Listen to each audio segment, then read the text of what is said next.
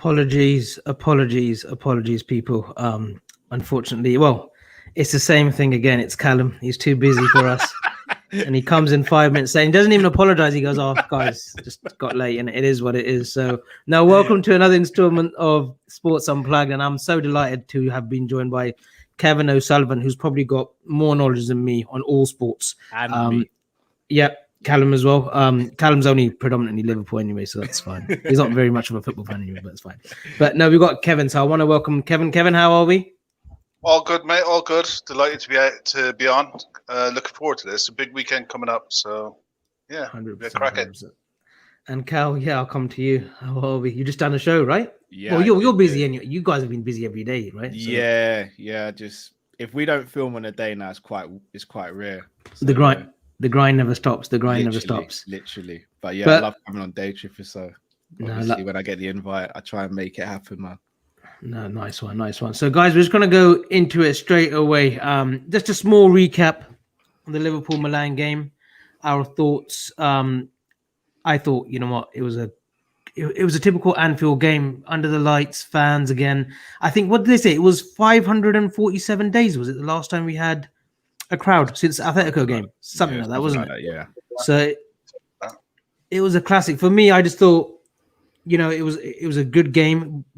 The tempo was electrifying the first 37, 38 minutes of the game. And then obviously they get there too. I thought there were two good goals. I mean, they could have been stopped. I think our transition play going into the defensive side was quite slow, quite sloppy as well. But fair play to them. Fair play to Ante Rebic, who got the goal, and then Brahim Diaz. Again, you know, maybe question marks over Trent's positioning. Maybe the midfield was slow to act. But Cal, I'll come to you first. What were you thinking at full time? What were you thinking at halftime? So we'll go with halftime first.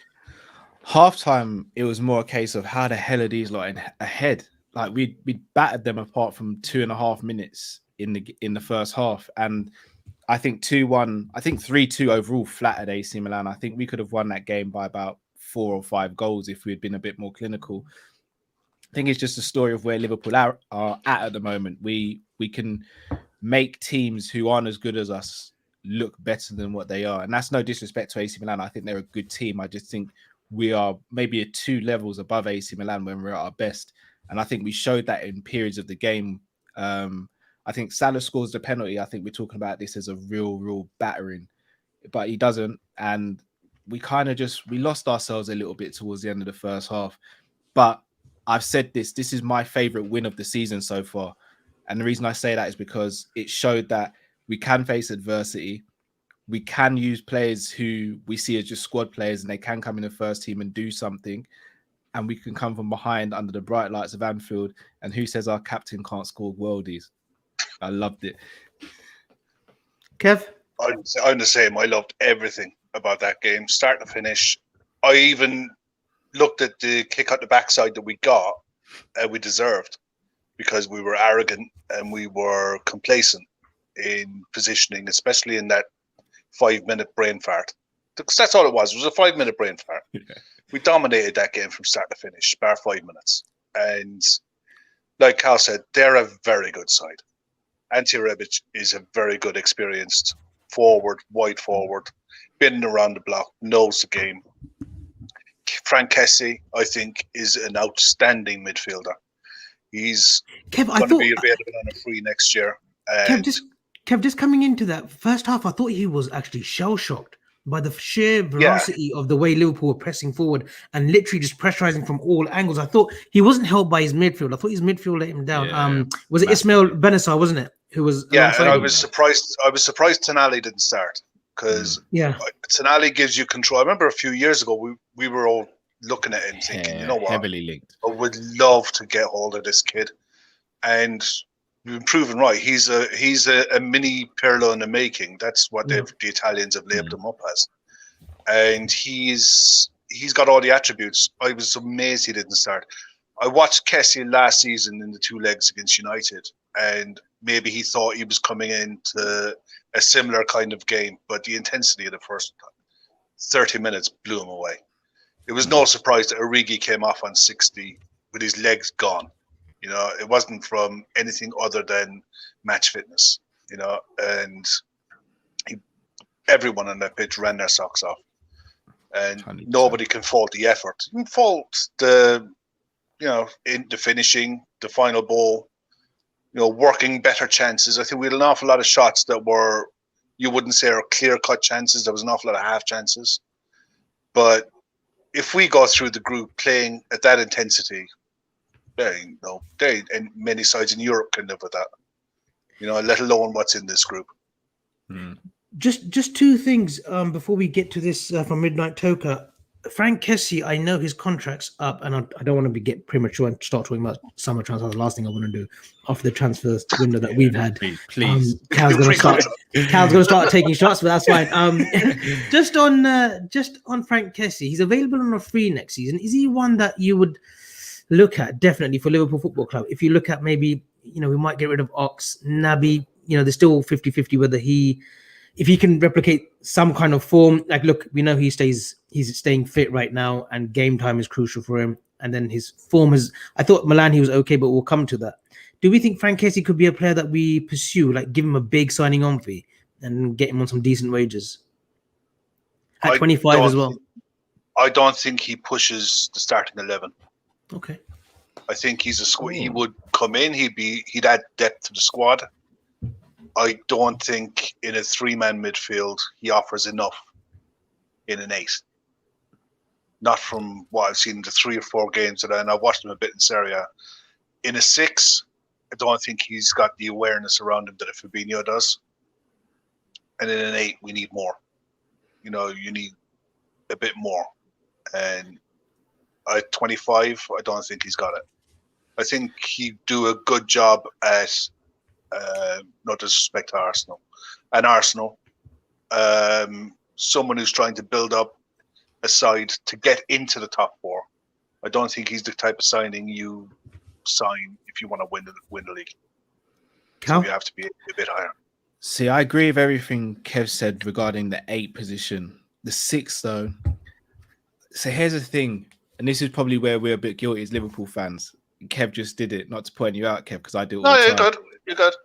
You compared him to Fabinho. Fabinho, in my opinion, is the best in the world. So it's like we can't get anyone, in my opinion, as good as Fabinho or better than him because he's the best. But I think Kessie could offer a really good alternative to Fabinho. The question is, do we have capacity in the squad to have just an out and out DM, or 2, should I say? Because Fabinho is more than a DM, because we've seen he can play centre back as an auxiliary centre back as well. Kessie comes into this team, all he can do is play the 6. So if we can facilitate having a player who's just a specialist midfielder, then I'm all for it. But if we can't, then I agree with you. We need someone who can do both jobs almost. Someone like, I'm going to say it, a Basuma, who I've been raving about, who I think would be an upgrade on Kessie, in my opinion. Newhouse as well, yeah. So yeah, but I think he's a good player. But I agree. I think going to a team that's trying to get to the top 4, and Arsenal or Tottenham, I think that's probably his level at the moment. Yeah, it just I think Dan Beatty just put it up as well. I think first half he just looked a bit shell shocked, and then second half he sort of came into a little bit of his own. But I just thought they were just sort of overrun. I think. Do you think the occasion got to them, Kev? The Milan players. I mean, first half 100%. We saw signs of it, but did you see? I mean, I know they got the 2 goals, but do you think maybe the sheer energy, and because we had fans, we gave it a little bit extra as well with the crowd? No, I just don't think they come up against a side anywhere, anything like us. The closest thing in Italy, I suppose, that would be anything remotely like us is Atalanta. Yeah. And Atalanta don't have the quality that we have, not anymore. They're a good side. They're not an elite side. And we were on it. We've been really good this season. Really good. People forget that we're actually good at football. Do you know what I mean? We've been doing this for a while. There's no bedding players in period with us. We know it. Everyone at the club knows the system. They know where they're supposed to be. They know how they're supposed to play. And the 2 goals that we conceded is the kick up the backside that the players needed to get back on track, sort their crap out, and the difference was night and day in the second half. And then the subs came on and the control came. You bring Thiago on, you get control. Are we blaming Trent's positioning for the first goal, Cal, or are we looking at Gomez's positioning? Maybe a bit of lack of game time, obviously. Like, it was a little bit of a different centre back pairing as well. How did you? I mean, that first goal, I thought it was Trent who got lost in that original position high up, and then we're making up for it after that, aren't we? Because they chucked bodies. Fair play to them. They did chuck a fair few bodies forward as well.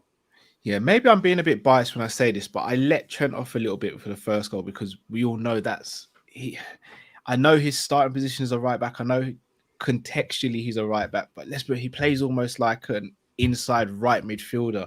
Yeah. So if he's going to advance up there, then usually someone's there to cover him, a la Henderson. That's kind of his role in the team from a defensive standpoint. But for me, what concerned me with Gomez is he was kind of just watching the ball. He wasn't watching the play around him, and positionally, he was the one playing everyone on side. Because if I'm not mistaken, Rebic ran off him. If he had just stood his ground, Rebic would have been offside and had to sort of readjust the whole situation. But he sort of went with him, ball chased, and then got caught in no man's land, and they got the goal. It was a good finish. Is that match sharpness though more than anything? Oh yeah. No, I've no concerns over Gomez for me. Yeah, no concerns. And up to that point, I think Gomez was having a really good game, intercepting, strong on the ball.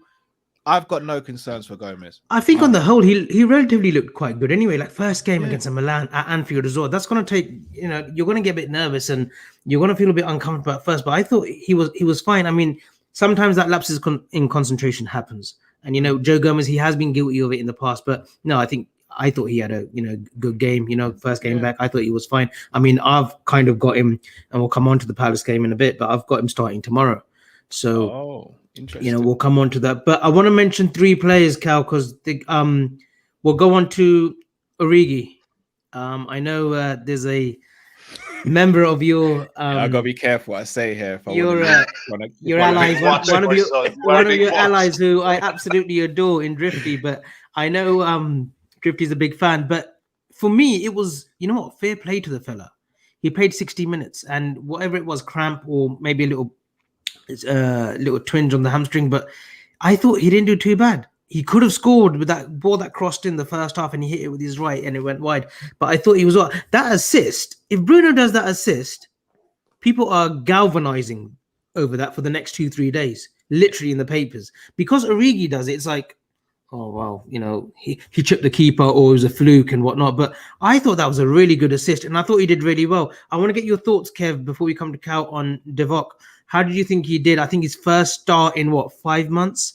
So I had two slices of humble pie. I had 2 slices of humble pie because I slaughtered the kid all summer. I just wanted him gone. I wanted the space moved. I wanted him and Shaq out the way. I wanted the shiny new thing. And you know what? He ran his nuts off. His touch was okay.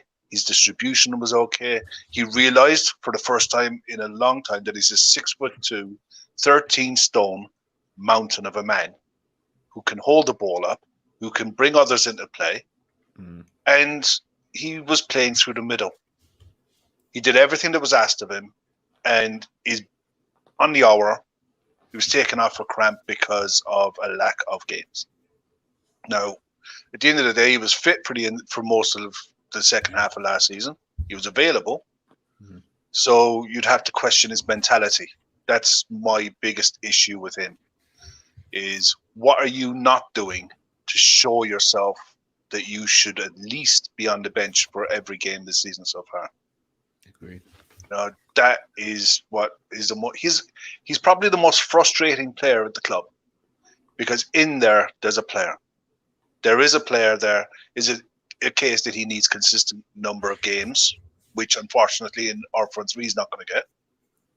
What is it? I watched the game tonight, the Newcastle game, and I thought, do you know what? A one club city, Newcastle would adore him. You know what I mean? Yeah. He's not going to get a run of games of 7, 8, 10 games, play himself into form, show us what he can do. He's just not. And there's no amount of wishing to say that he will. But when he was asked to do a job, he did it. Can't complain. Really happy for the kid. Cal, I want to come on to Kev, because Kev just put made a great comment, like he was down the middle. Do we see Origi as like, can he only play that role? Because we've seen him in the League Cup games. This is like casting my mind back to 1920 now, when he was in the middle against Arsenal. He played through the middle, scored 2 good goals, really good goals. And 2015, 2016 season, played down the middle, when he was on momentum, he scored he scored a few goals, like 6-7 goals. Then he got injured against Everton. Even the season after, playing through the middle, he was scoring goals. Is it that he can only play that role, like down the middle, and we can't really switch him to the left, to the right? Yeah, I don't think we can. I think gone are the days where I want to see Origi playing on the left to deputise for Mane. You either playing through the middle, or you don't, unfortunately. Again, I'm with Kev. He is the most frustrating player at the club, because even when we spoke to Neil Jones on Coppish, he said that, I think it was Andy Lonergan said when Origi's on it, he's unplayable in training. And he used to pull him to a side and used to go, why can't you do that in games? And it's like, that must be so frustrating for Klopp, because he's obviously sitting on a gem, but he just doesn't reproduce it. In terms of Origi this season, I think obviously because we've not gone out and got anyone, we have to use him. Like, having him there and not using him, you'd have to really question Klopp there, in my opinion. Like, you have to use him now.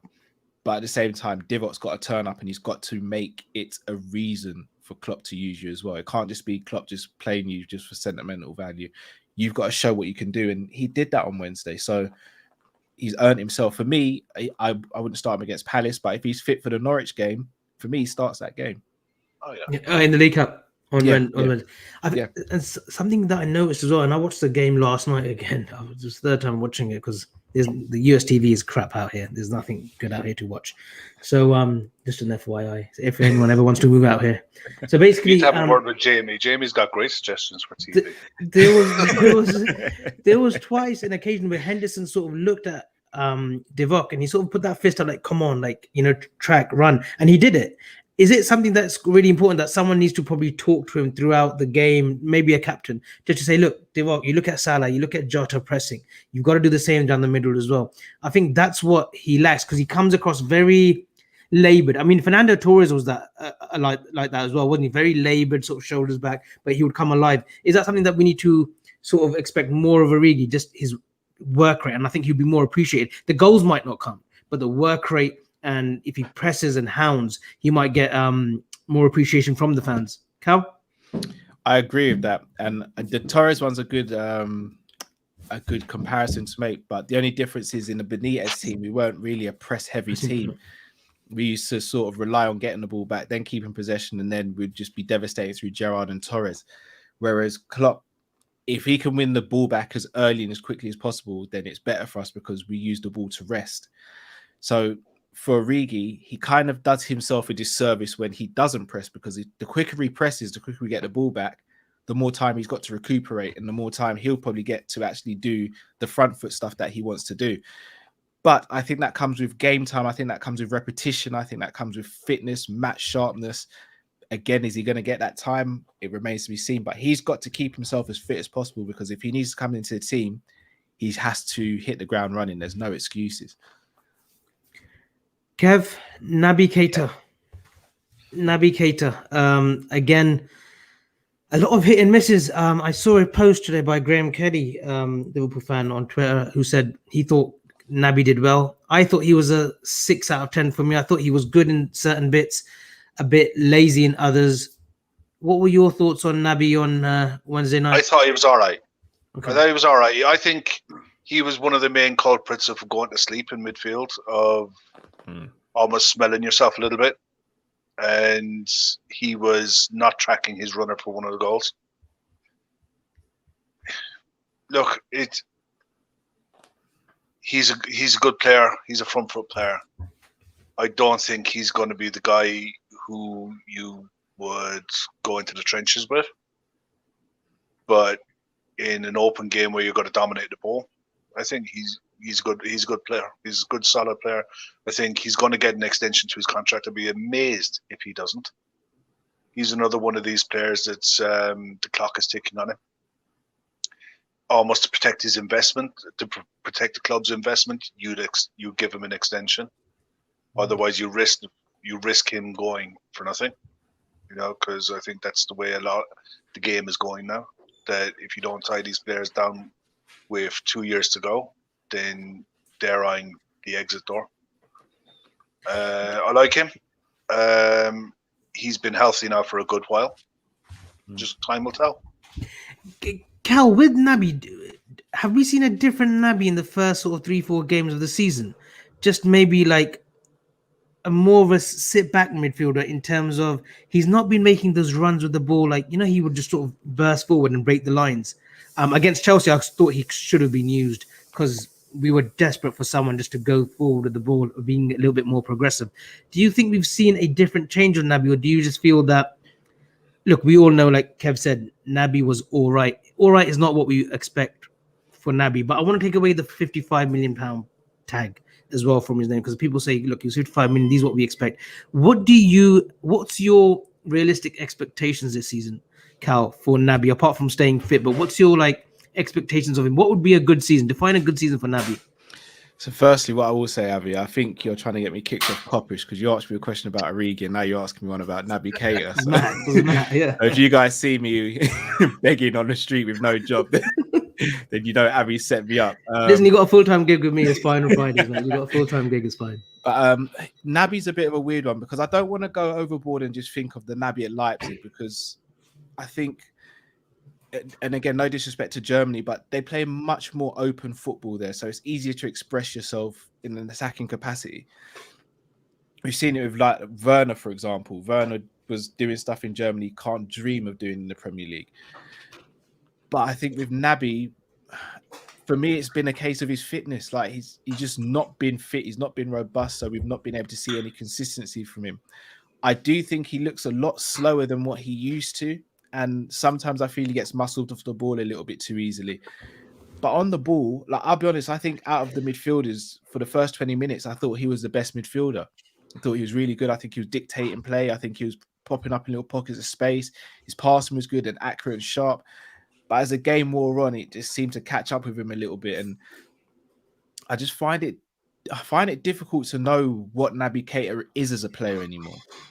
He doesn't kind of have an identity with me anymore. And that's probably the most concerning thing, because the player we bought was seen as that almost a hybrid of a Coutinho and a Gini Wijnaldum, where he'd do the creativity of a Coutinho, score the odd wonder goal, but he'd do the defensive and the rugged work of a Gini.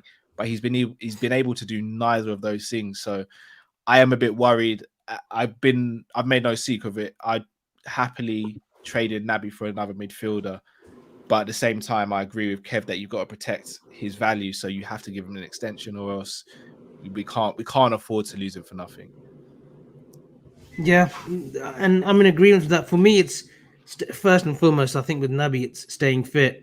And then it's identifying what his role is. And I think you've just said it. I don't think anyone knows, apart from Klopp and obviously Linders and Kravitz, what his actual role is. I mean, are we expecting him to be a Genie? I don't think he's got those kind of legs to be like a Genie, because I don't think he's quick when it comes to defensive transitions. But do we see him as more of a progressive player than Genie? I 100% agree. I think he can become more of a progressive, but we haven't seen that yet this season. Kev, what's your expectations of Naby? I think the role that Klopp wants him to play is what Genie did. Give that control in the left-hand side of the pitch. Allow Robert to go around him, to use as a 1-2 to bring others into play, but have a bit of a defensive awareness about you that the ball could break and go the other way. Keep the ball, keep it moving, keep it simple. If someone from one of our eights, right or left, is going to break the lines, you can only do that if Robbo and Trent are behind. And you very rarely see, especially this season, more so now than ever, because Trent is more, like Callum said earlier, playing as a right mid.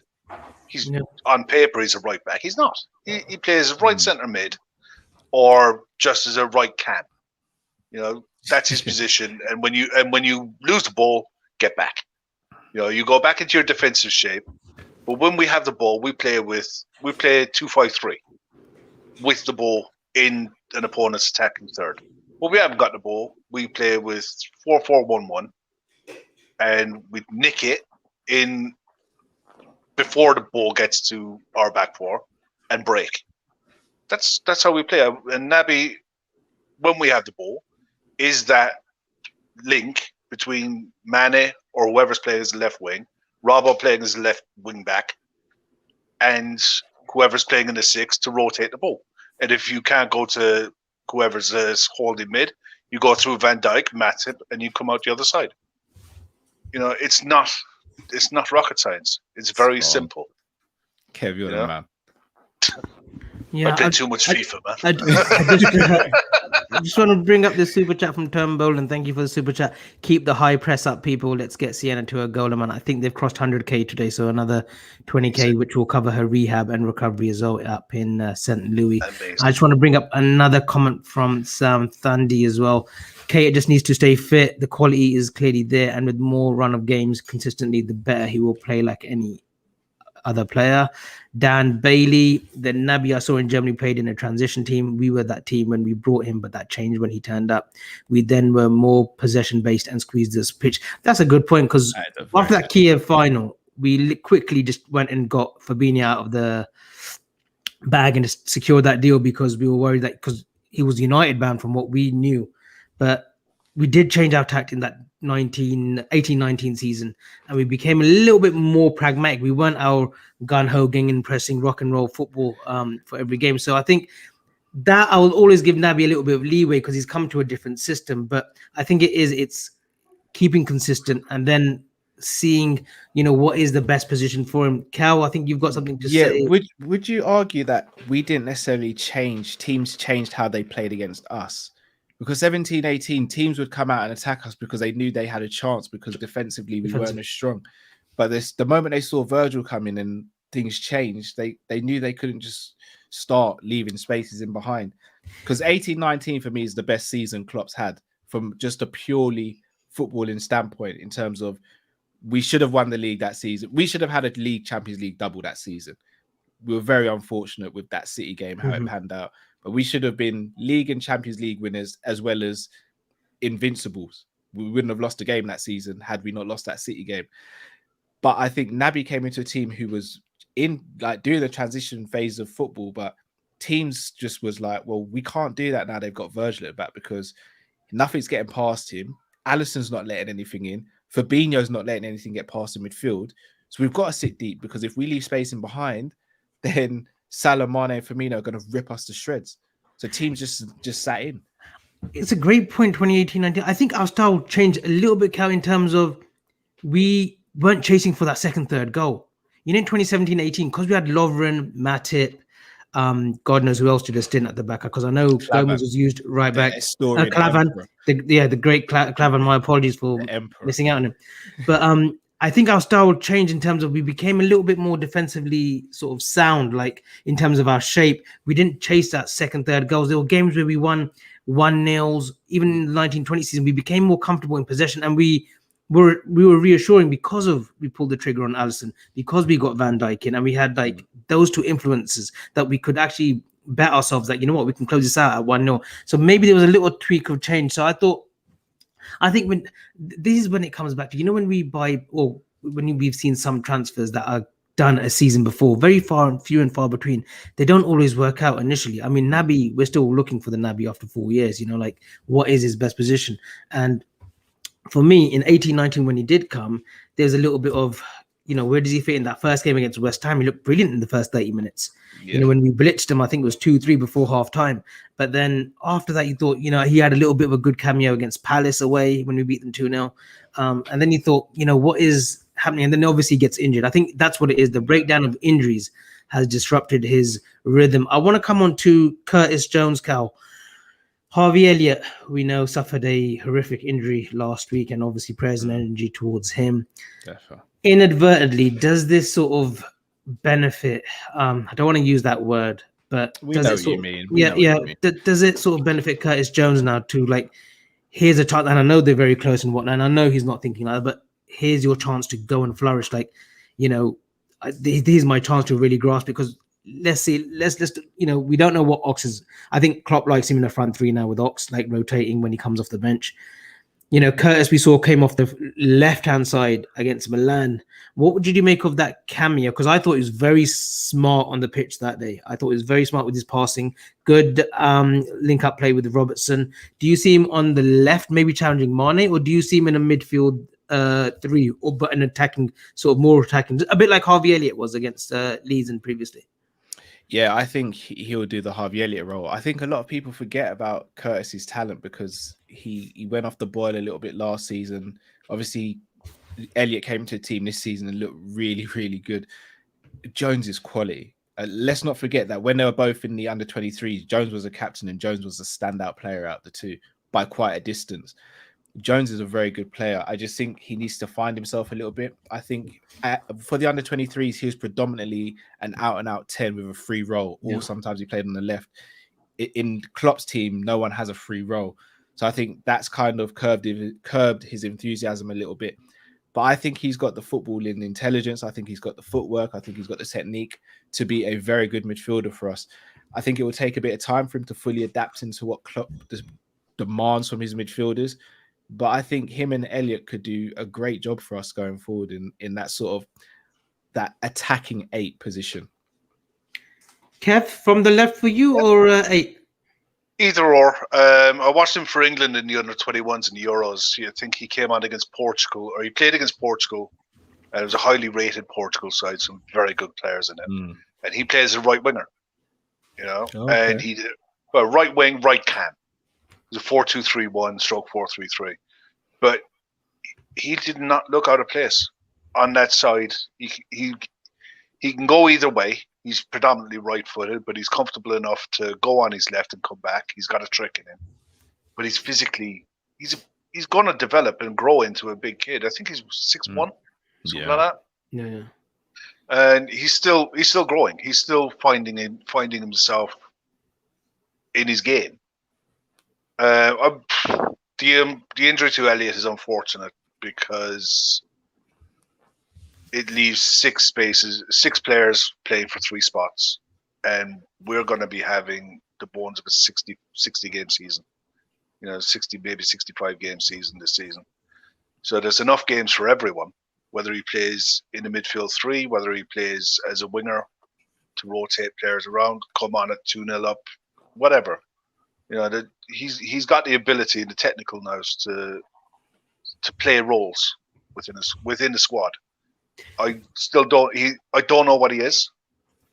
Is he an 8? Is he a 10? Is he a wide forward in the making? I don't know. Time will tell him that. But he's a great option to have. Kev, is that where Klopp came in then last season? Just sort of wanted him to have an all-round game, make him a little bit more disciplined. Is that what we saw last season of him? Like, it wasn't the flashy stuff. It wasn't the goals that we've seen him score under Gerrard in the academy or under 18s or under 23s. Was it more that Klopp wants him to become an all-round player, a complete player? Yeah. And then he can say, look, you know what? Go and play on the left. Go and do your stuff. But I want you to learn the hard work as well, that if you want to play in this team, in the first 11, that you need to press, you need to work hard, and your work rate needs to be up at 90 minutes. And at 20, and we forget this as well, age. He's got age on his side. I mean, Gerrard at 20, he was coming into that sort of period of 21, 22. He's got time on his side, plenty of it. There's some mad shouts over the summer when I saw he wasn't good enough. He should go out on loan.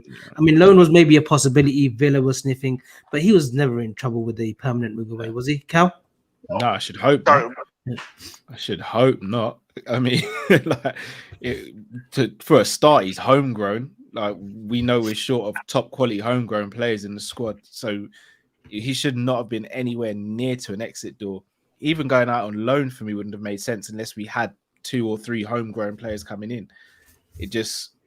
I just think he needed that break in the summer. He looks like he's bulked up. He's actually grown, as Kev said, but he looks like he's bulked up. He's probably getting used to his physique a little bit as well. I think Gerrard, as you mentioned, Gerrard the other thing. There's another thing there as well. Sorry, Cal. No, you're right, man. People should be talking. If I was Curtis Jones, and I'm seeing people talk about Jude Bellingham, I'm seeing people talk about Ryan Gravenberch, I'm thinking I should be dripping off people's lips in the same way. Now, what do I have to do now that Harvey is not available for the next 4, maybe 5 months? Jurgen, what do I have to do to be in that bracket. I don't ever want to get into a situation where we take someone like him for granted and he decides, well, Jude is going to Dortmund and he's playing, and look at what this has done for his career. Jurgen, can I have a transfer, please? I never want to be in that situation. Not with someone at 20 years of age. And I like the fact that Bellingham and other young English players have decided to take that route because avenues have been closed to them at the clubs they were at. Yeah. There has to be an avenue for the likes of Curtis Jones, Harvey Elliott that we've seen so far, Kay Gordon, another one. There has to be these avenues that can't be closed off by, a signing to come in and bulk up a squad. These players need avenues, and they have to see the pathway for themselves that, yes, I can be trusted to do a job in a title challenging, Champions League challenging squad. Otherwise, they will jump ship and they will go. We're going to be scratching our head in 5 years' time saying, how the hell did this happen? Great point. And just touching up on the academy, the likes of, like you said, Cade Gordon, James Balagizi, Musialowski, they will look at Liverpool right now. They'll see Trent making his, he's well established now, as we know. Nico Williams has had his fair share of games last season. He's had his fair share of chances as well. They've seen Curtis Jones play last season. I think he played 38, 41 games, in and out of the team. They've seen Harvey Elliott play. I think he played about 38 games, Cal. Unless you've got Google next to you. Sure? I think he was up and around 30. Sorry, Cal, I'll save you the time. We've got Laura. Laura, if you want to find out how many games Curtis Jones played, not starting, but let's overall how many appearances. Yeah, the Oracle. If you can just let us know. But yeah, no, he played his fair share of games. Maybe it was 28 rather than 38, but she'll come back. And then we've got obviously Harvey Elliott. That bodes well for the academy, right, Cal? They won't want to go anywhere else. I know we've lost a youngster, and I made a tweet on it last night. Ethan Ennis is a really great talent. He's gone to them over in Manchester, but surely the youngsters that are coming through, they will look at, we've got a chance here. It's not all about buying players in, and obviously with the FSG model and whatnot, we've got a genuine chance at the Cade Gordon. He could be pushing next summer. He could be saying, he might even, I think Kieran Thorne mentioned he might get a run out in the League Cup, but they'll be thinking, we can genuinely push, and we'll be given that chance. The manager trusts us to go out and perform for him, and that's the main thing, isn't it? Trust. A manager who trusts in his youngsters will always flourish. Some that have to be played because of injury and whatnot, it's always a little bit different. Is that how you feel as well, Cal? With the academy, there are a few players now on that cusp of maybe just pushing and being given that chance. Yeah, and again, Kev makes a great point in terms of not just buying players for the sake of it and blocking those pathways, because you see with the likes of Jadon Sancho, they will just get fed up and say, right, well, I will go somewhere where I'm going to play football. Callum Hudson-Odoi has been trying to get out of Chelsea for years now as well. It's a difficult one because obviously we need players to come in and help the squad, and you don't want to put too much pressure on too quickly to some of these young players. But if they're good enough, then who cares about age really? Just throw them in the team, in my opinion. But at the same time, you kind of want them to build up their endurance to playing a Klopp game and under the bright lights. Like it's not just free for a football manager. You can just throw a player in because of their ability. Like the human aspect comes into it. But also having an academy, as we've seen Chelsea have leaned on this season as well, or the summer. If you are going to sell them, then make sure they're good enough that you can bring in good money and actually replace them adequately. Huge. Exactly. Yeah. But Chelsea and then you just throw in a clause where if you need to go back in for them in the future, you give yourself a chance to get them. And I look at players like your Musialowski, your Balagizi, your Owen Becks, your Leighton Stewart, all these players, Leighton Clarkson as well, Jake Kane, all these players could end up going for big money because they might not have a direct path into the team. But hey, in 5 years' time, when we actually need these players, they'll be fit, ready, and we're able to buy them back for half the price that we'd have to pay if we don't insert a clause. So I think it's a win-win having a great academy. Brilliant. I want to mention before we get to the Palace game, there was one player that won 3 penalties midweek. He's been linked with a move to Liverpool. His name is Karim Adeyemi. Kevin, what do you make of it? Do you think he's a player of Liverpool's interest? He is German. He's 19 years old. He was formerly at the academy of Bayern Munich, went to Salzburg, which is a beautifully run institution of producing young players. Is it, if we are interested, is it imperative that Salzburg are out of the Champions League, a bit like the Taki Minamino deal, the way that happened? And what are we talking in terms of money-wise for a player of his quality? I don't think we're in any way, shape, or form going to get a sniff of this kid. He's a Munich kid. He's from Munich. He's going to go back to them. I'd be shocked if Munich don't make a play for him next summer. If we are interested in him, 35, 40 million. I think this kid has got all the tools to go right to the top. The problem is he's 19. He's playing now. He's already had a sniff of the full German national side. He doesn't need a move to get international football. So why would someone move now when they don't need to? They know that down the line, a big move is going to come. I'd be very, very surprised if someone like him became available in January, irrespective of whether they're in the Champions League or not. And I personally think they will be in the Champions League. I'd be amazed if they're not, to be honest. Cal, are you in the same? But just to quickly come on Bayern, so they've got Sane, who's starting to perform really well now, Gnabry, Musiala, who's coming through now, and then they've got Lewandowski. I think Lewandowski is one that next summer he could leave, wants a fresh challenge. I know he's 33, 34, so he might want to test himself out in one more league for the next sort of 2-3 years. That's got PSG written all over it. Especially if Mbappe goes, and God knows where he's going. Riz Khan. Karim Adeyemi, Cal, what have you made of him? The bits that you have seen of him, and do we stand a chance, or are you in the same camp as Kev?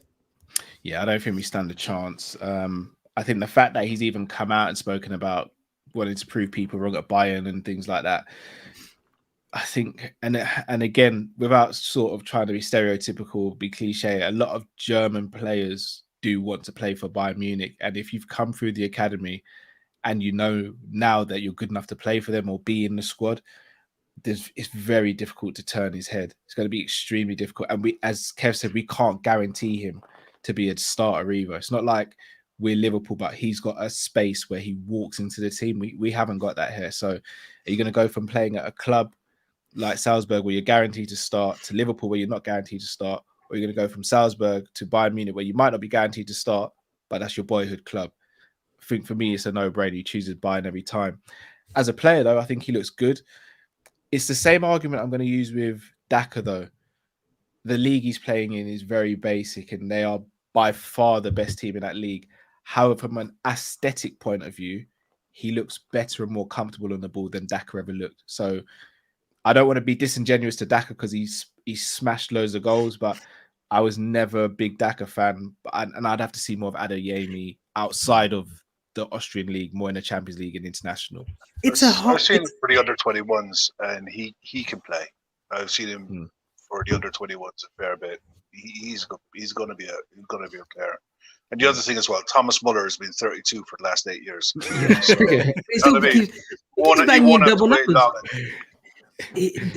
Thomas Muller, just a quick one. He's the most incredible footballer. Looks very limited when you look at him. A bit like a Dirk Cow. He's a slightly better version of Dirk Cow, but don't get me wrong, Dirk Cow was a legend. But you just think there's nothing great about him technically. He's special. But he gets it. But yeah, it's intelligence. That's what it is. Cow, you hit the nail on the head. It's intelligence, and he puts up numbers like no other from that position. 20s, 15s, 18s, 25 goals, 10, 15 assists. He's one of the most incredible, underrated footballers. One of the most underrated. He doesn't get the appreciation that he deserves because he doesn't look fancy. But just on this Austrian league as well, Salzburg, I can't even name another country. Sturm Graz, I think, are Austrian as well. Cal, get your geography book out, please. Yeah, Rapid Vienna. Just on this, we know that they've got a great system, and obviously we've got a couple of Americans now at Salzburg, Brandon Aronson, Jesse Marsh, who's just gone to the Leipzig league. Are we maybe? How shall I put it? I know Haaland, but Haaland was a different sort of. He's different altogether. He's a different specimen. The way he's built. He was built somewhere that like Area 51, maybe. Yeah, but the likes of like and Hwang, who hasn't settled in Leipzig and has come to Wolves, the likes of Adaka hasn't hit the heights yet. And I know it's only early 4 or 5 games in with Leicester.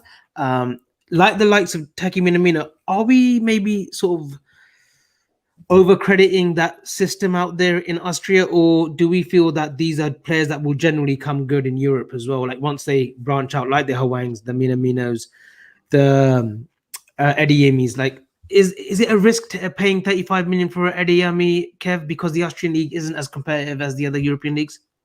I think you have to look at his compatriots in the German setup. Like Wirtz is another one. You know, you're not buying him for the player that he is at 19. You're buying him for the player he is going to be at 24. And you're paying 35 million as a 19-year-old to develop him into the big 80, 90 million pound player that will save you 50 million. Do you know what I mean? It's risk and reward. Whether you gamble paying big money for 19, 20, 21-year-olds so that you can mold them into the player you want when they're 24 to 29. You know, I think there are players, there's a dozen or so players out there at the moment that are risk and reward players. He's one of them. I think the league, you've got to look at the other side of it as well. You've got the Europa League that he plays in, and he's going to, or the Champions League group stages that they're playing in as well. They're not coming up against Muppets or mugs. Yeah. They're coming up against decent sides. So, yeah, the league itself might not be strong, but they're going all right in Europe. And you just hope that your scouts are seeing it and your analysts are getting the metrics that they need to be able to make the judgments on the players that we do bring in. You know, that's what they're there for. Just want to read out this comment from Southampton, and then we'll come quickly to Cal. Just all about mentality of the players. Salzburg will get the players ready technically and physically, in my opinion, but mentally it's all down to individual players. That's what separates good from great players, and that's a really good point. That is, you know, they can get them ready physically and technically, but it is up to all the individual in that age. Agreed. But it's got to be the right move as well. Like Patson Daka, you know, whether we were interested or not, he could have gone to a bigger club, but at Leicester, he'll probably will get his fair share of game time and chances. I mean, I don't think they got Vardy, but Inacio has been great. You know, I was just going to say, yeah. Arm around the shoulder from Rodgers. It's a very much of a Sturridge sort of relationship for me. You know, he was in and out of that team, had a few injuries. Rodgers said, you know what, Vardy's out, go and express yourself. And he scores goals now. You know, he was pivotal last season for Leicester at times. Yeah. So, you know, you presume Daka will get that chance, and when he eventually does, gets the right game time. And Rodgers is pretty good at that. You know, he will sort of breathe that confidence into the player that, you know, he starts scoring goals. I do quickly want to come on to AFCON because we know Mane, Salah, Naby are expected to go. Are we doing yes or no? Are we doing any business in Jan? Cal? Oh, yeah. Heart says yes, head says no. Not to replace the players that are going on African. Oh no, not to replace those players. But I think we're. Should we get one or two in? One maybe. One max. There's space in the squad for one if someone becomes available. The Shaqiri deal meant that there is a space available if someone becomes available. Let's see who gets knocked out of the Champions League group stages and see what we need. Or if Neto gets fit. If Neto gets fit, who knows? Cal, give us a name. Uncle John gets his wallet out. Go on, give us a name. Set Max. It's a maximum. Okay. Kev? Yeah. I'm with Callum. I watched him again tonight, man. We're talking about January, yeah? January here, guys. Yeah. So, yeah. Okay. All right. If he's got the wallet out, I think, yeah, why not? You know? If he's fit though, Pedro Neto. But I don't think he'll be fit in January. Pedro Goncalves is another one I like. Yeah, good shout. Good shout. But again, you're looking at who's gone out for the Champions League, who's hard up for cash, what deals are possible. There is space. That's all we can say is there is space for someone. So hopefully, Alexander Isak is another name I saw there flash up. Yeah, but his buyout is huge, though, isn't it? Yeah, he's signed a new contract. He's happy at Sociedad. I'm going to go out with Go on, Kev. No, I was just saying, there's players available, but I don't think the transfer window in January is one that Klopp likes. We've seen how long. We've seen, well, we're going to talk about it in a minute when we talk about Palace. We've seen how long it takes for players to become accustomed to how we play. Sometimes it takes months and months. Can't expect someone to come in January and hit the ground running unless they've got a good head on their shoulders. And I'm not expecting. I'm going to go out with a limb here and say, I think we'll get this. No. Think. There's different. Don't even dare say that. Cal, clip this. I think we may get Adeyemi if Salzburg get out. I think we might push for that, and I think, I think we might be in with a massive shout for him. But let's just see. I want to and 10 seconds. clip and send it on the socials. I'm deactivating as of tonight. I'm deactivating as of tonight. I'm telling you, I'm going on Twitch. Reminds me, I need some advice on that as well. But just on the Liverpool Palace guys, Patrick Vieira is back in the Premiership. He's done 2 stints. Weirdly, his first club as manager was at New York City FC. I think that's got to do with the Man City setup and whatnot because he played for them. And then he went to Nice. I think they finished 6th in his first season. Sort of gets released there. Comes to Palace now. Now, Palace have done this before, haven't they? When they brought in De Boer. New change, new philosophy, new ethos, new sort of style. It worked out horribly for him. First 6 games, I think they lost. But he's brought in some good players. They've got Mark Guehi, Tyrick Mitchell, who's been there. Gallagher's a good player who's come from West Brom, obviously from Chelsea. Eze, who's injured, but he comes in. Anderson, who was a good defender, played a few times for Denmark in the Euros. He's got obviously the enigma, the maverick, that is Wilfried Zaha. I think they're missing a 9, but what have we made of him so far, Kev? 5 points from 4. But they got Edouard. Edouard. Yeah, sorry, my bad. Edouard from Celtic. What a debut. What a debut. Did you say Olise as well? Michael Olise? Yeah. So, Kev, what have we made of it so far? Palace and shape? I mean, in fairness, you got to look at it. Look at the amount of players who left Palace in the summer. You know, this is a massive gamble by them because they didn't just change manager. They changed loads of players. They brought in an awful lot. And they're turning around to Patrick and saying, look, you know, we've learned from De Boer. De Boer came in and tried to change the way the Palace played with the existing players that were at the club.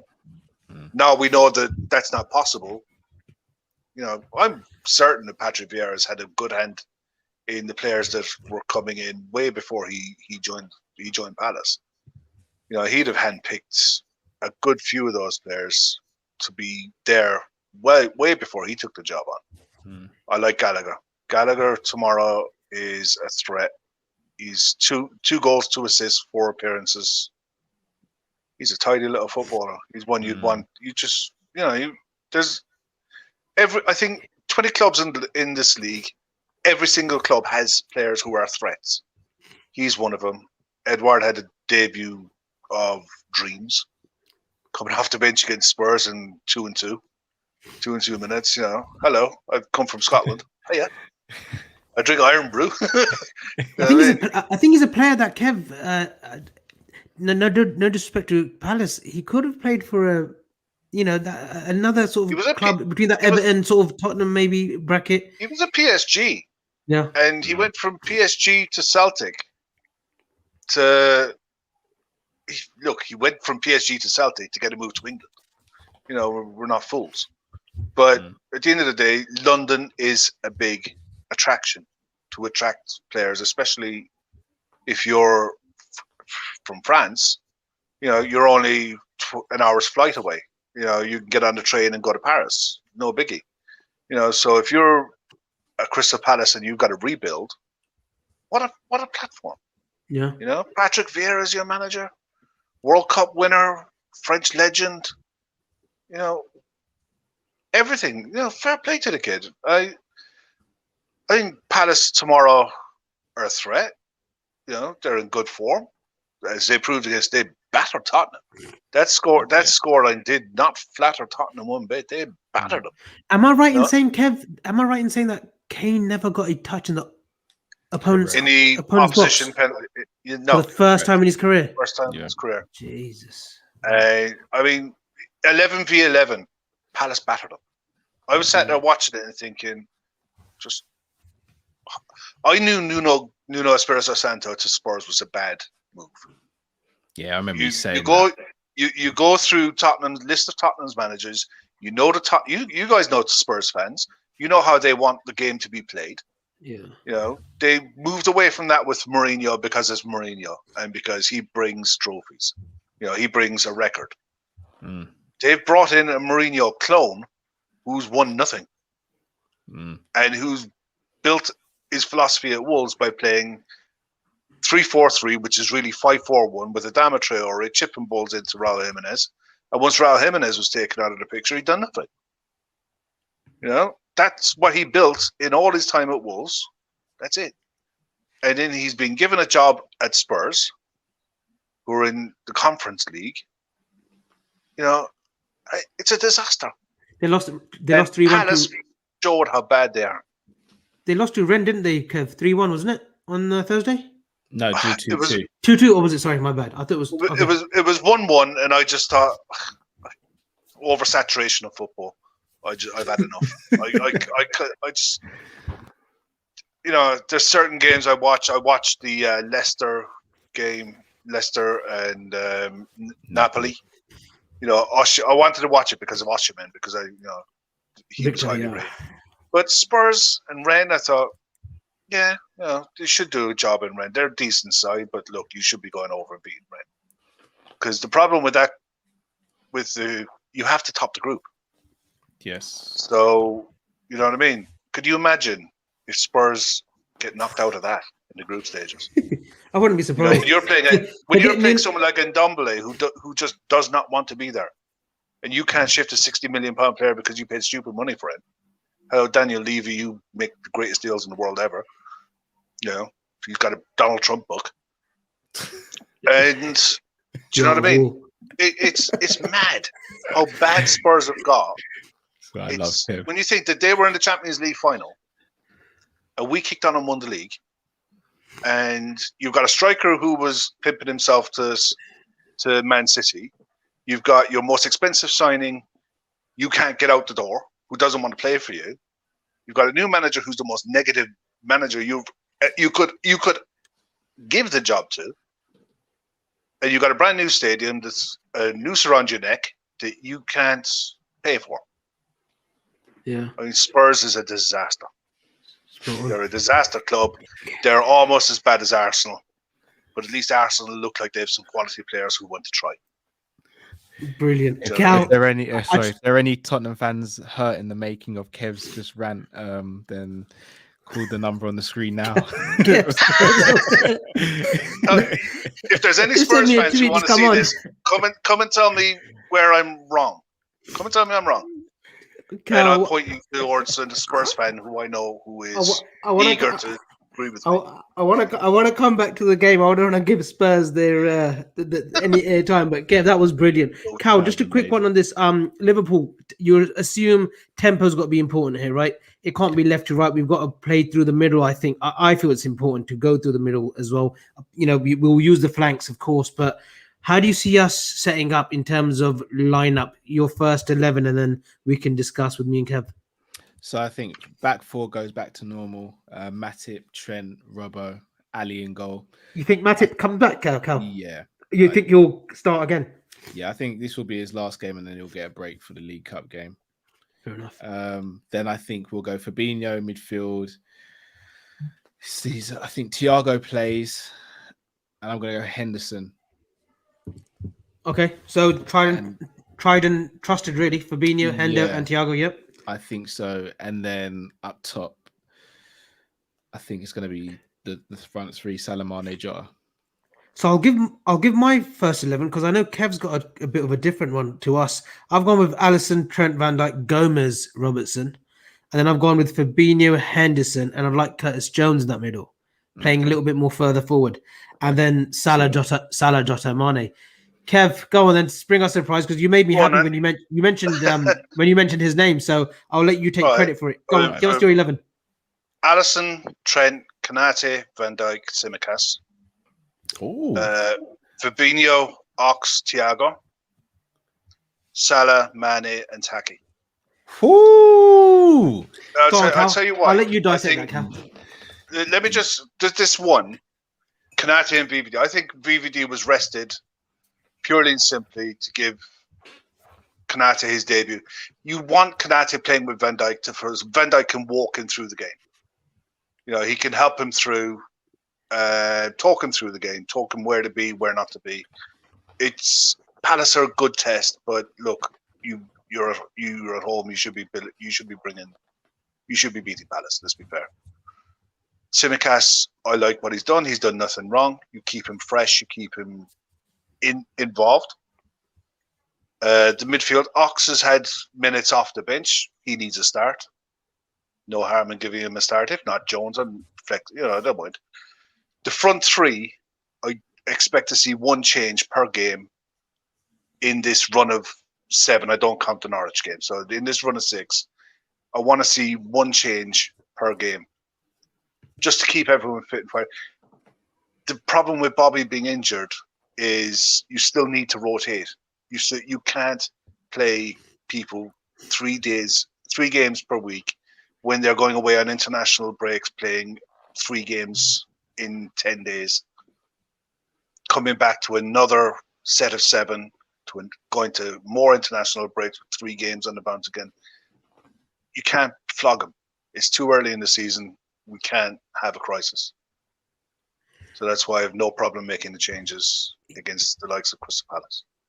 And Cal, I want to bring this back to you because those changes that Kev's made for his first 11 tomorrow, I wouldn't mind that. If I wake up tomorrow at 6:30 in the morning and see that lineup tomorrow, I wouldn't be too adverse. I would say, you know what? Yeah, I can see this. I can see us winning this and like comfortably as well.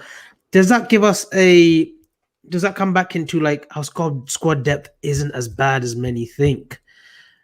How do you feel if that lineup you saw tomorrow afternoon? It would be your time, obviously, but how would you feel? And I want to talk about squad depth as well with you because I know you've mentioned it a few times with me and in the group as well. Yeah, I'll be honest, Kev. The only reason I made the noise about the team is because it's something I would not have done myself. I wouldn't have expected to hear it. And the reason why I went so strong in this game is purely because we got the Norwich game. But if I saw that team, I wouldn't be sitting there like annoyed or angry. I'd be all right with it. I mean, the defense is good. The only reason I didn't think Ibu would play this game is because of the Norwich game again. I think he'd probably make his debut in that game because there's less. I think Nat Phillips plays against Norwich. I'm good. I'm even better than now. Dini gets I wouldn't be a bit surprised if you see Billy Cometio playing in that game as well. He had a good run in the under-19 Euros game against Milan. Okay, Kev, would you not want Gomez though starting against Norwich? Nope.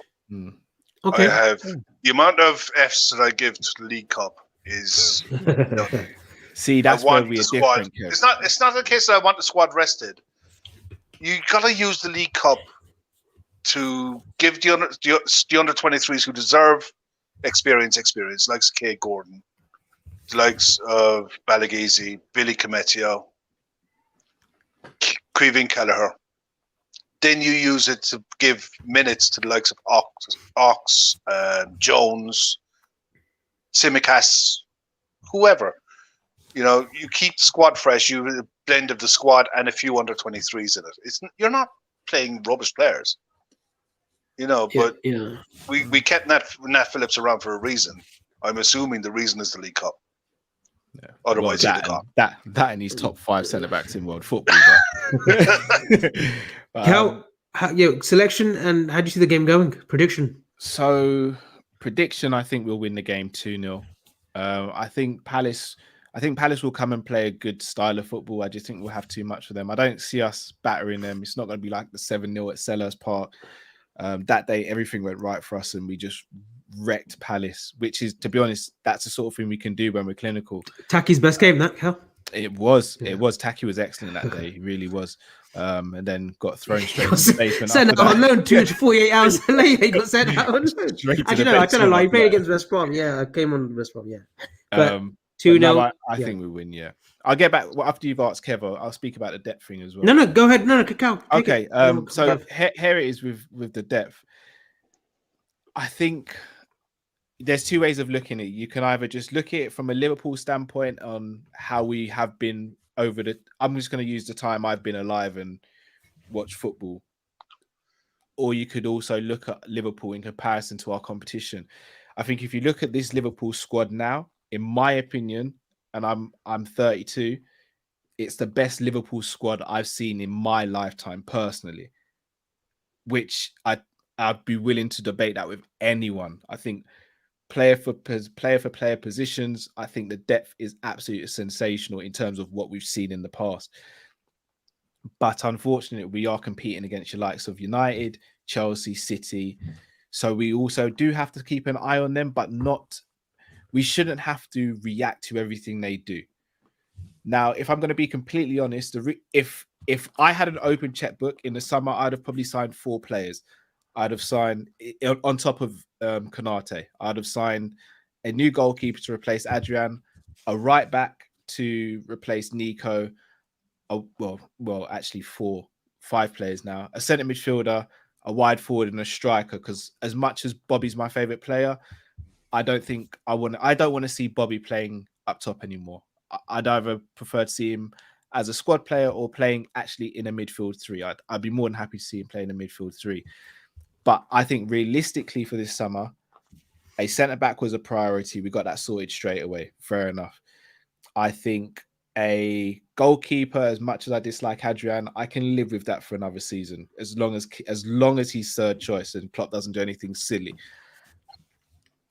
The centre midfield I think needed addressing in the summer, and I think one of the forward positions needed addressing, because I don't expect us to go and get 5 players in one summer, which are going to be of the quality we need to be Liverpool Football Club.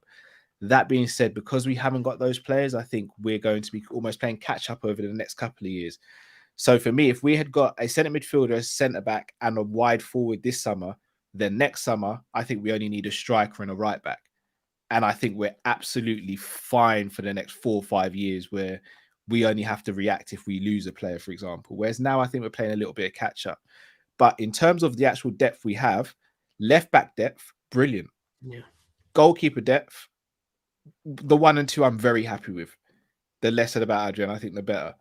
Centre backs, and I'll go on record and say this is the best 4 centre backs we've had as a collective in my lifetime.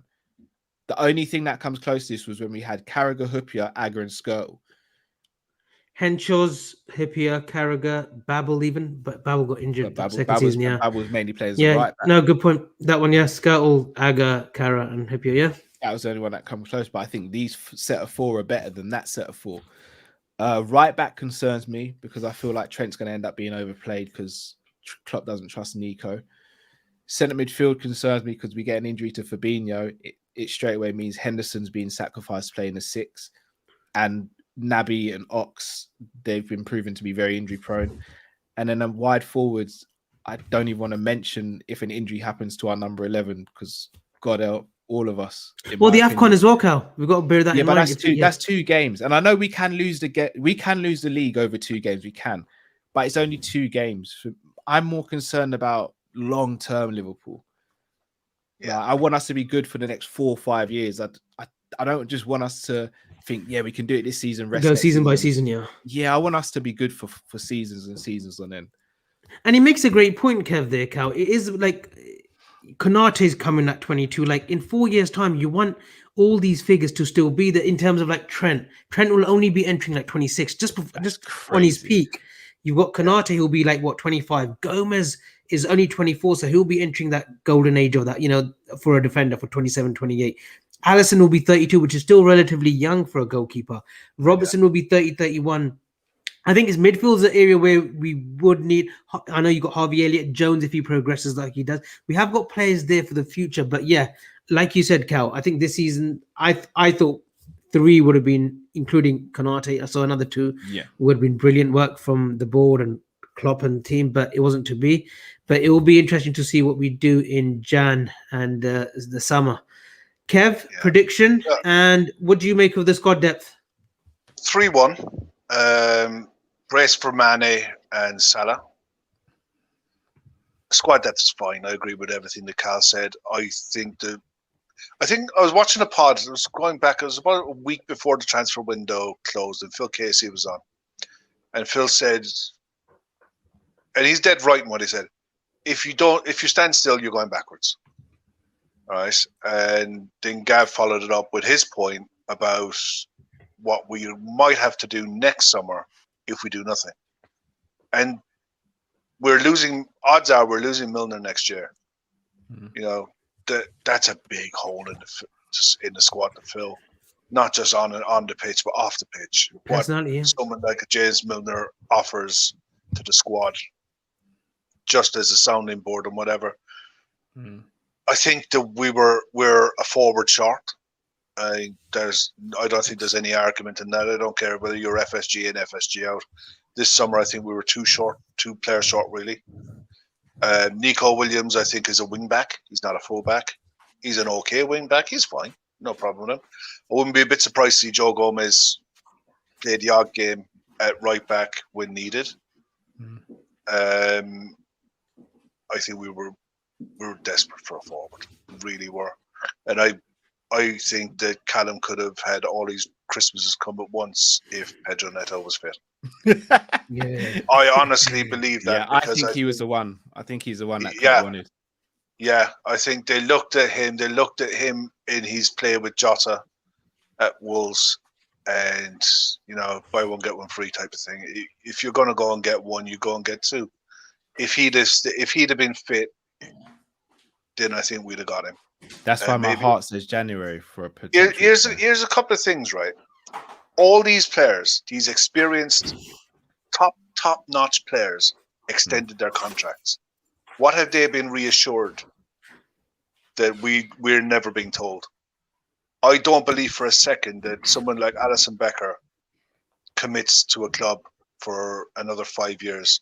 FSG sent the goons round. I'm joking. I don't believe these top quality players commit the best years of their futures to the club when they can go to a PSG, they can go to virtually any club and probably get better money. If this was about money and wages, they're not staying at Liverpool. What have they been told about the structure of the squad for the next coming transfer windows to reassure them that we are going to be challenging for major honours? Maybe it's a case that they've been told, look, Pedro Neto is the one. We're going to wait for him like we waited for Virgil, like we waited for other players in the past, like we waited for Konate. We could get Konate last January because he wasn't available to us. We drew them in the Champions League. So we waited for him. We done a deal for the short term, get us over the hump to get the man that we wanted. Maybe it's a case that we can't get Pedro Neto now, but we can get him January next summer. Am I right in saying he had a reoccurrence of he had a bit of a setback? Yeah, he had a setback 6 weeks ago. Yeah, got it. Look, he's a talent for sure, and maybe January might be a tough market to negotiate for a player of that quality because we're looking at 60, 70 million, maybe 60, 50, maybe. The other thing, maybe Wolves have their. You think Nesco? Yeah, I think Wolves aren't playing the best. No, but they're not picking up results as well. I think but their performances are good.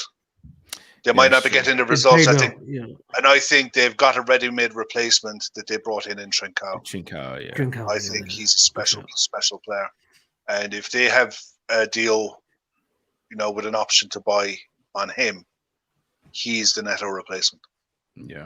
Yeah, definitely one. Maybe wheels are in motion for that already. We don't know.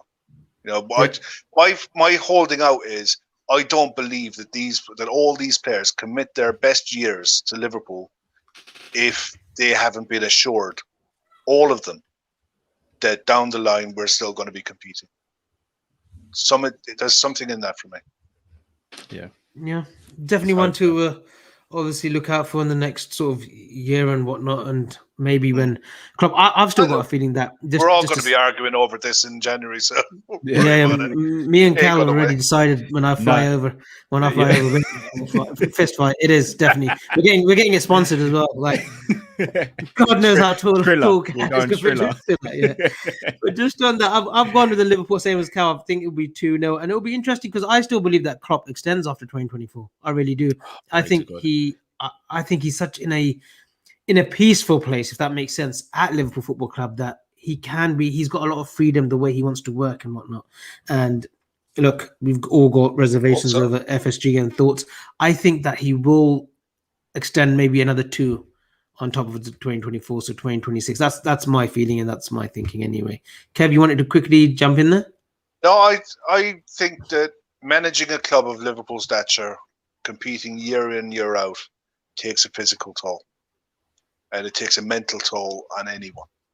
You know, whether it's Pep at Man City, whether it's Klopp at Liverpool, I think there's a shelf life.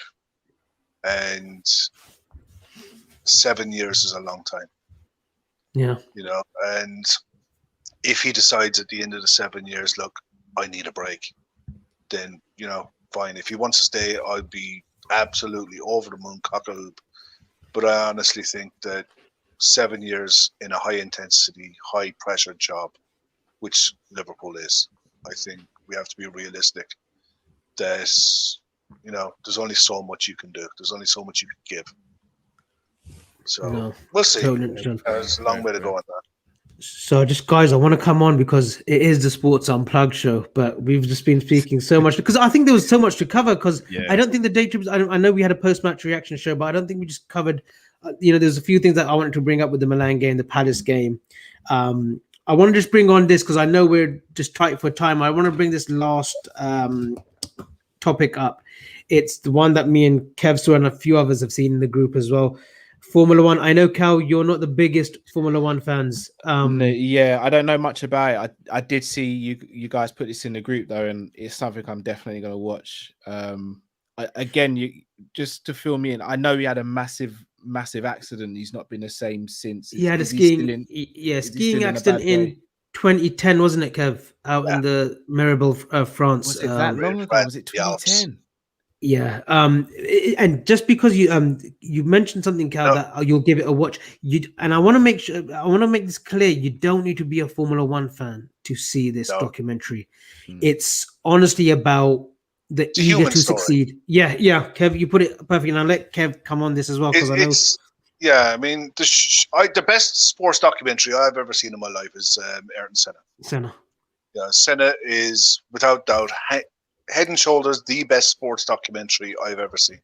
Okay. Schumacher for me was, there's racing in it and there's how he won his world titles and how he competed and what he was like. But it's more about from his wife's perspective and his kids and the family and what he was like on the track, off the track, the relationships he had with his co-drivers, with his rivals, his friends.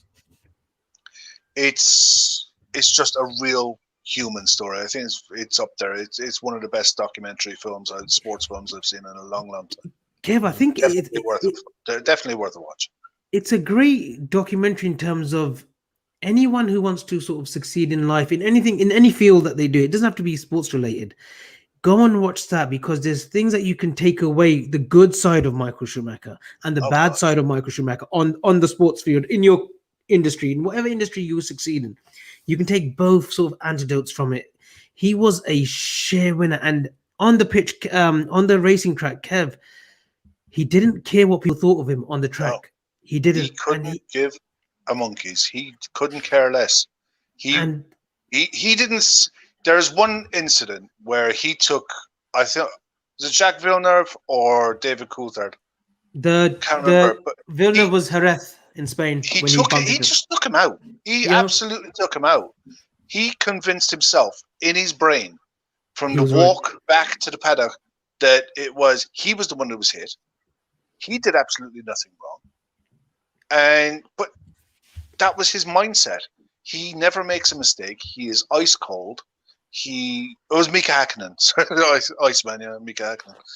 But he was so one track, and I never realized he came from nothing. He had nothing. It's Formula One these days is you've got to bring $1 million, 5 million in sponsorship, privately funded, just to get a seat. His parents ran a go-karting track.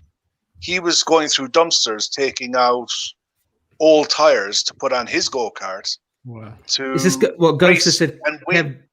Just what Ghost just said. His father using old used tires that were in the rubbish pile to put on his car and to win. Incredible story. It's an incredible story of perseverance, and what's happened to him is tragic. And you got to respect the families. I think this is the first time they've told their story, and they did it on their terms. And their philosophy is privacy. What's private is private. What's public is public. But what's private is private.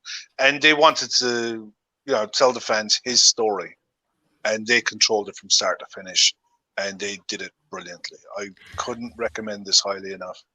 And I think the message, Kev, at the end was, remember Michael for what he was on the track, a winner. Don't remember him. Don't look for stories or leaks from hospitals or media pictures of what he is now. And I know they've got that all closed off in private. And sometimes before I watched the documentary, it was like, you know what, it would be, I don't know if it's sort of cynical of me to say, but it would be nice to get a real update of what his condition like. But after seeing that documentary, I'm like, you know what? I'm going to remember him for what he was, a shared driving, like natural, organic driving. And there's a lot of fans who don't appreciate Formula One, and that's totally fine. You have your views. You think it's all, Mercedes will always win. But back then, it was an incredible sport. There were good teams. And one thing that stuck to me was he never needed Ferrari.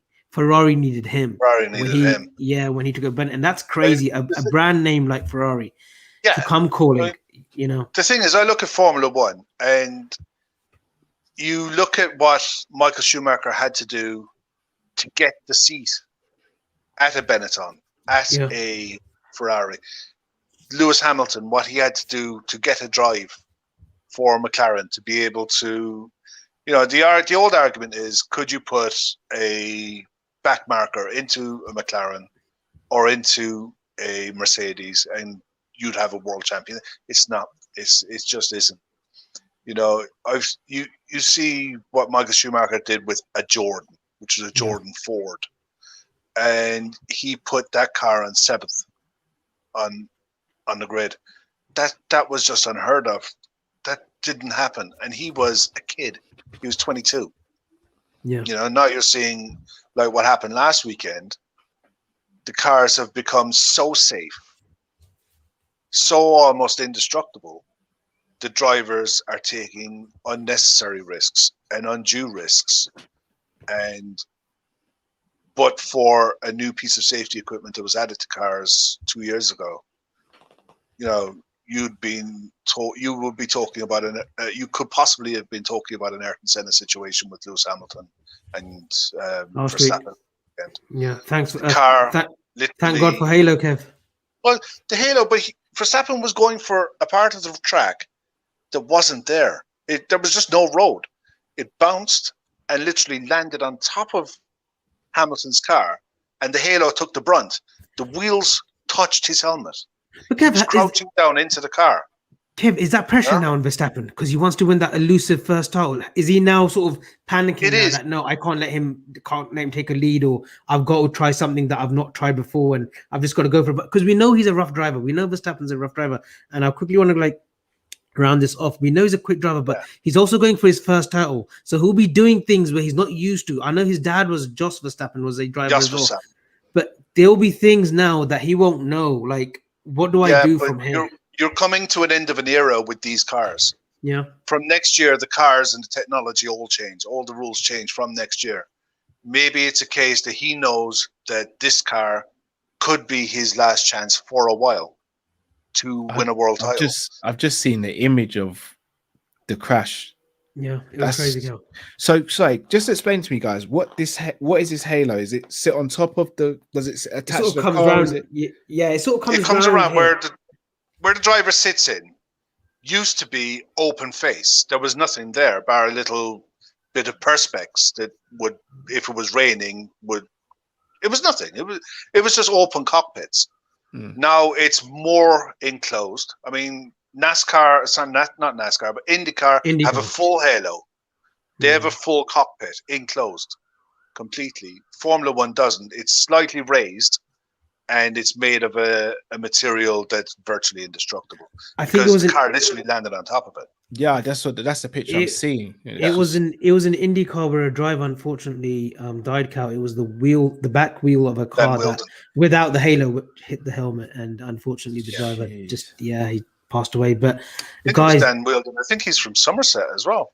From England, I think it was Dan Wheldon. There was I don't think it was Dan Wheldon on that accident. It was another one, or it might have been. But yeah, that's why the implementation of halo was brought in and whatnot. I mean, people say it makes the car look ugly. Look, it can make the car look whatever it wants. It's all about safety. Yeah, it's all about safety, and that's when you've got to make sure that the car is safe. I mean, these cars are traveling at like what 180, 190, 200 plus. Around a chicane. So it tells you just like the speed involved. But guys, this has been a great show. I mean, there was so many other.